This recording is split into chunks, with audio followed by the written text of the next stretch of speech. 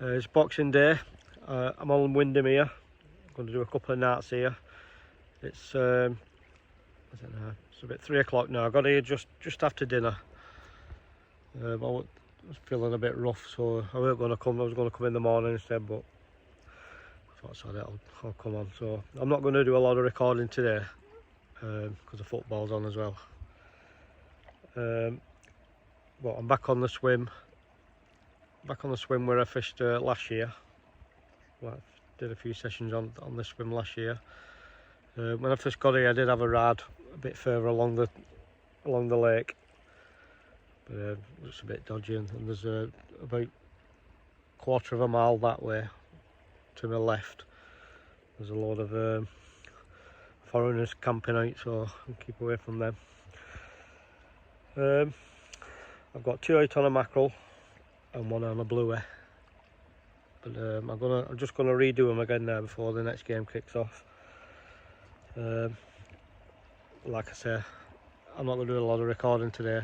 I've brought the drone with me, so I'll have a play with that tomorrow if it doesn't rain. It's not give rain. It's flat comb, you can see it. Flat comb, pretty mild. It's about 10 degrees, something like that, I think it is. So see what happens. So if nothing happens before morning, I shall see you in morning.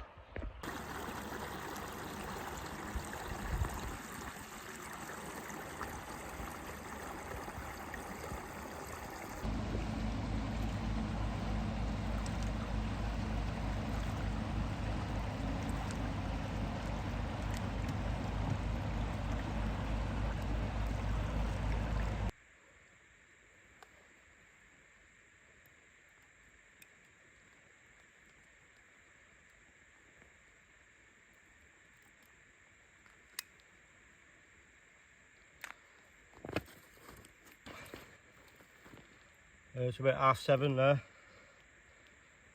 there. The bluey. The rattan rod on the blue is just gone.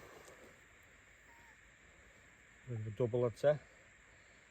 Not weighed it, but scrape a double. That'll be lovely.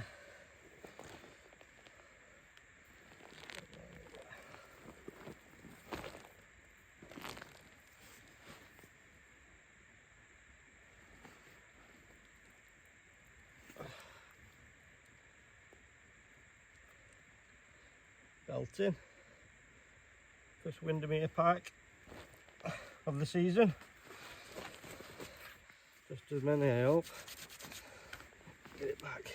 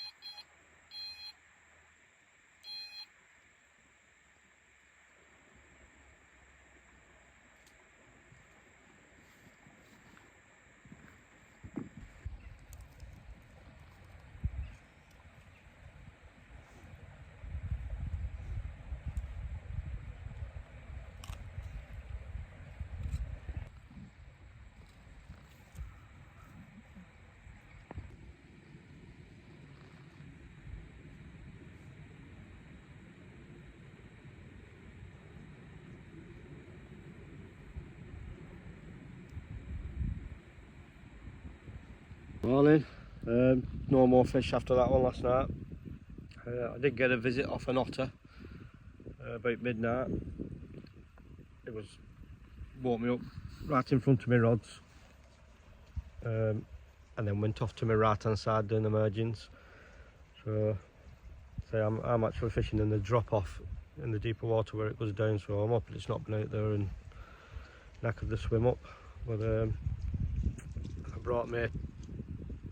I brought all 3 rods in this morning for a recast, and my left hand rod, there was nothing left of it, so I think it either an eels had it, or I don't know if there's crayfish in here, but someone's been munching on it all that. So the rods are back out now. Still got two on the mackerel. I've injected them with salmon oil, and my right hand rods, what she's done the fish, is still on a bluer.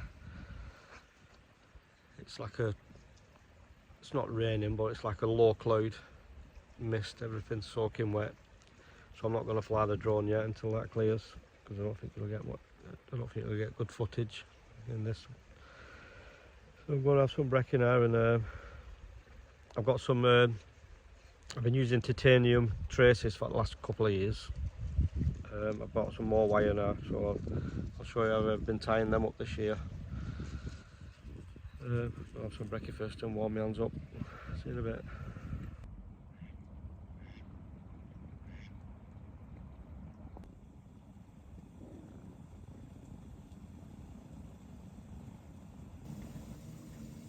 Here comes trouble.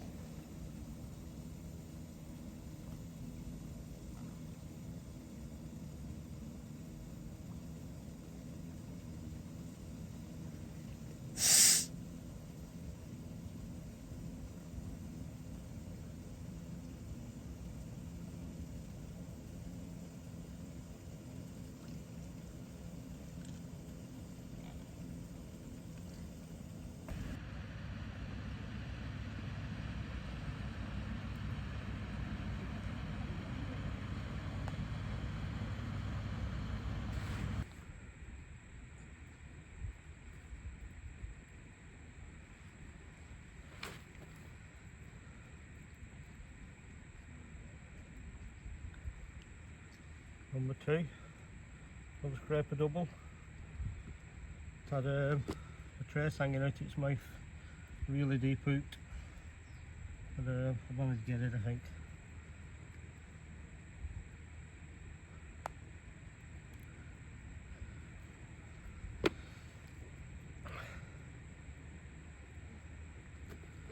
A bit skinny.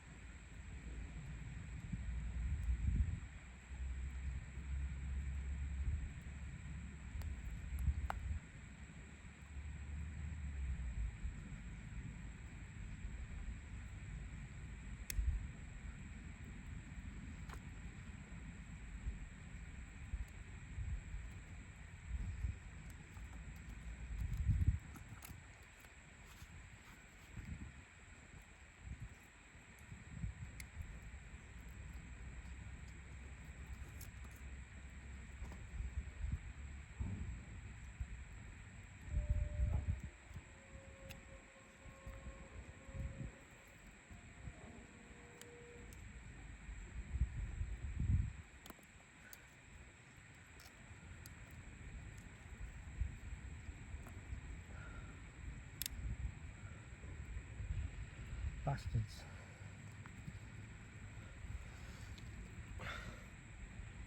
Get it back. Water long enough now.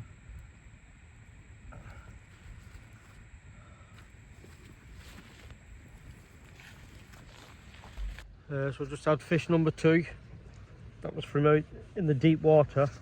Went and got my boat out and I sent it out probably about 80 yards, which again about 40 foot of water there. It literally been there 10 minutes and it went. The poor fucker had 2 traces, deep took inside it.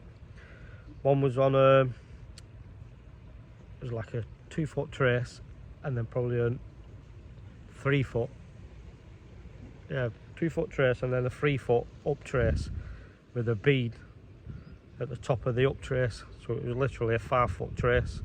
So I think that's why that one was deep hooked, and then it had snapped off at the bead. So I took that one out. I got that one out. That was deep hooked, right in the stomach. I pulled the stomach out, and then I was just doing the photographs, and I thought I'll check, make sure the stomach's going back, and then I could see another swivel. So I managed to get that out there.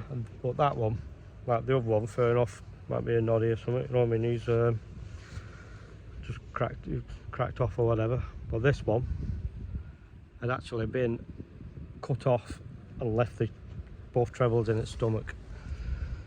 So I managed to get them out.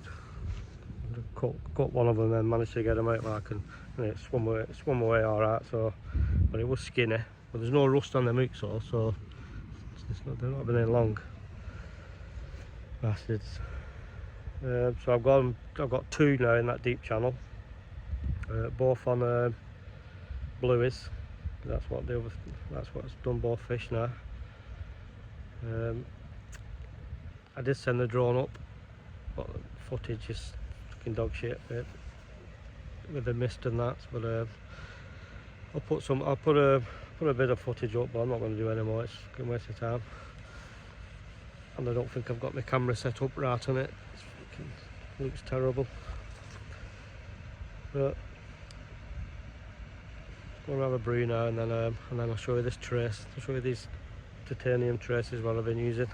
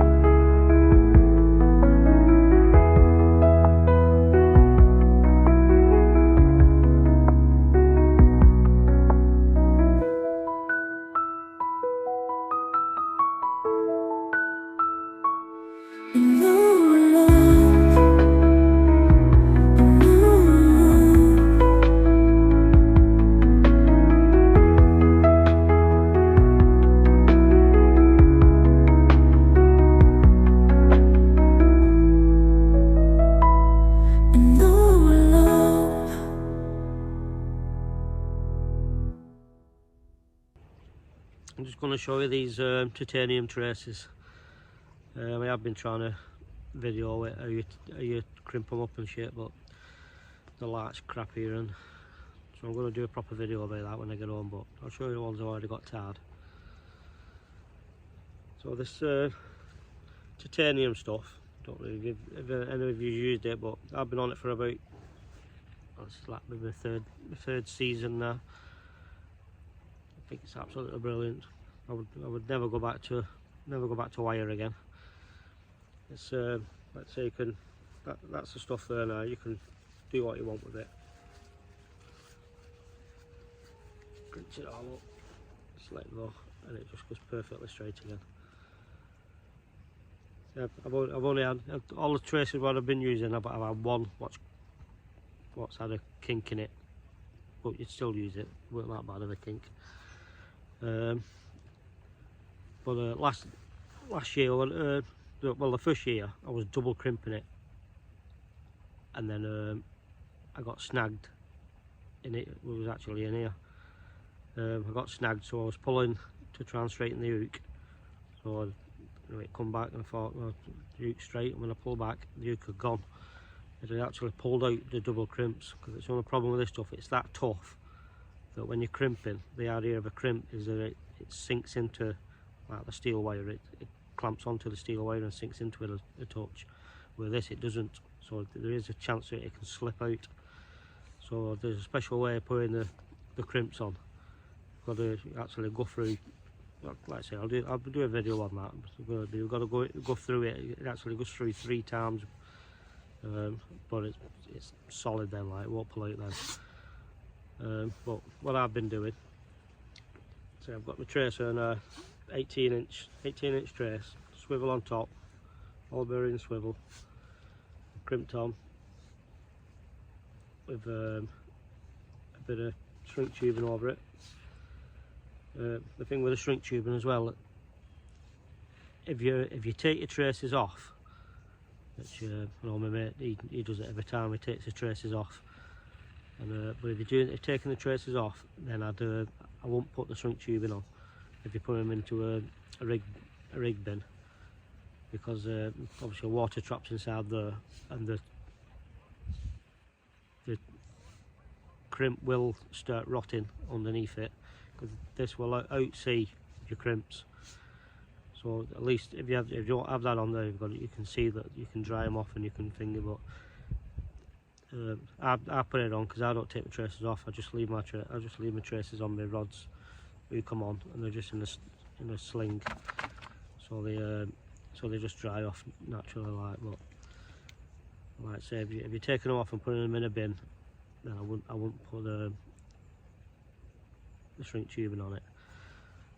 So it's 18 inch going down, and then at the bottom end it's just a split ring.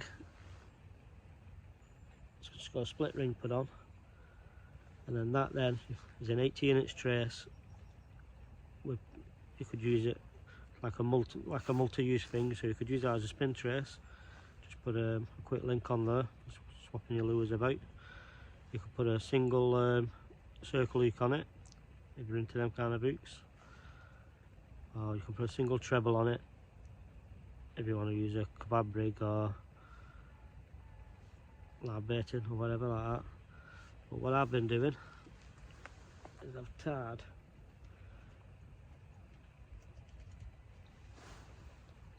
tied some more small traces.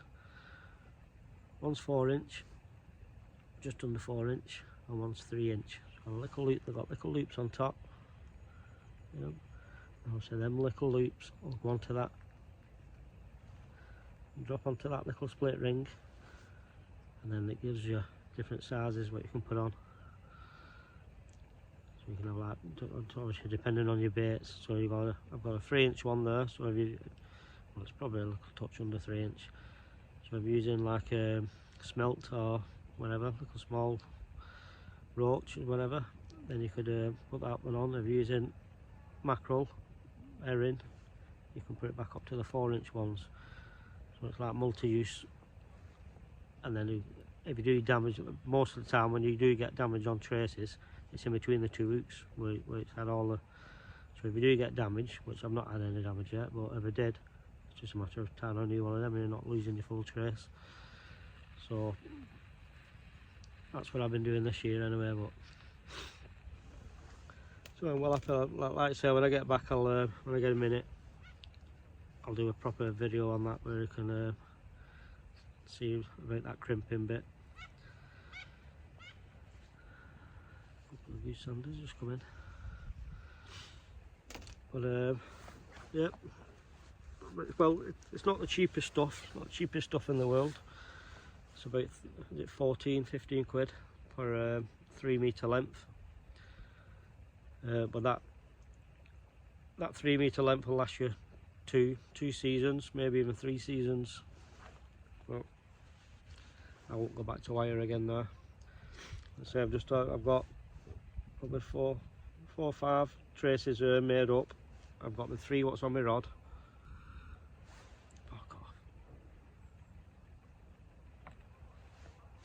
I've got the 3 what's on my rod, and I've just ordered some more now. I'll tie some find some more up. So that'll see me eating there for a good 3-4 years. But gonna have a drink there. I've brought some Melbeck. I'm going to have a drink where I can, because I'm a club water and all I drink, so I'll come in here and it's Crimbo. I'll have a drink. Don't know what this is like. Free on a meal deal from Tesco's.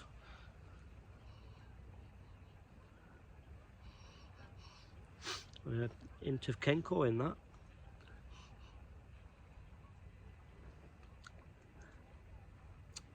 Merry Christmas.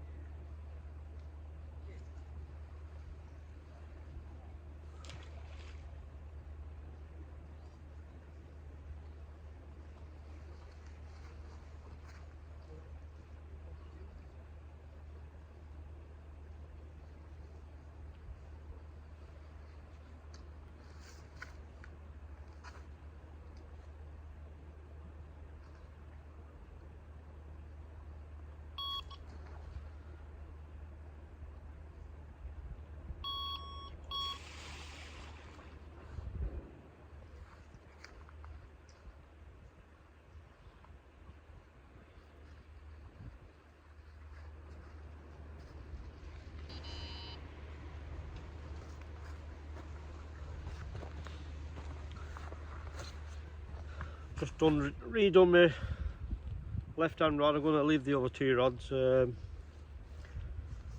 in that deep channel. Let's end it both out again now this time of day. I've injected the one that's on my left hand rod now. It's on a mackerel. I've injected it with salmon oil. £5 B&M Bergens, a Bergen.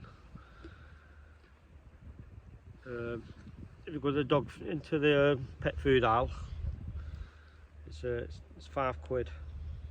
Unbelievable for 500ml, like half price of CC Moors. I just put it in a normal tub like that. This is an old tub, but what my last oil was in. And it's got a little hole in the top, which is perfect. If I just drop your syringe in, tip it up,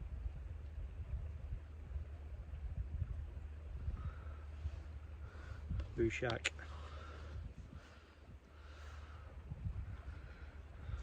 Ready for smacking your bitch up. Share a bit, it's tea time.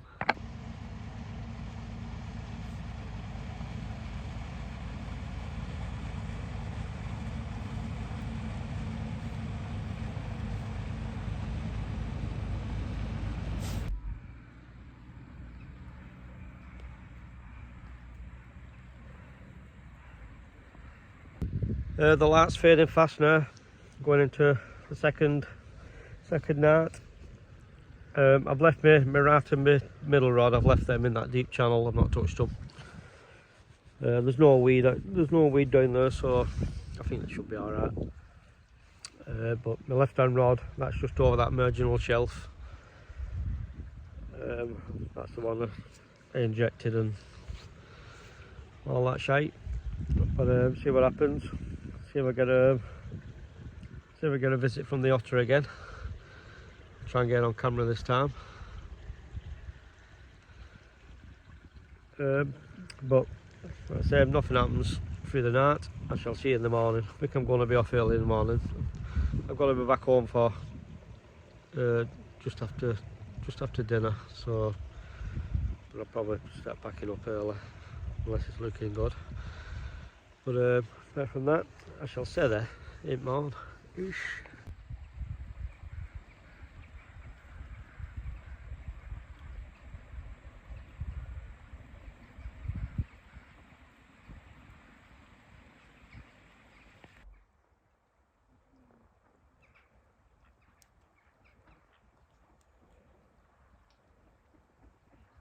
Morning. No fish last night. I did have an occurrence on my middle rod in that deep channel. I don't know what time it was, but it pulled out the clip. So I went down to it and was feeling there's nothing there. So I put it back in the clip. 5 minutes later, it pulled out again. So I thought I'd better hit it like so. There was nothing there, no damage on the fish, nothing. So I don't know what was going on there, but I just cast that back out again and didn't send it out with a boat into the channel. But that's about it. Everything's packed away now. It's quite busy on here now. There's a couple of lads just to the right of me, and then there's another couple of lads further along on the peninsula sticking out. But everything's packed away now. I'm just sat here in the rain. As soon as I packed everything away, it started raining, so I'm sat here in the rain now. But it's about 9:30 now. I'm going to give it till 10 o'clock and then call it a day. So if nothing happens in that half an hour, thanks for watching, and I'll see you on the next one.